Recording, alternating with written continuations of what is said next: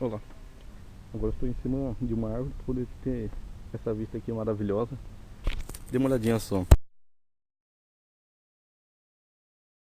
Lugar espetacular. Totalmente intocado, com paisagens magníficas. E com o guarda-costa, nosso cão guia, que anda conosco. Então, vocês que perderam, eu convido vocês a vir para esse lugar maravilhoso, desfrutar das maravilhas de Deus. E até o próximo vídeo.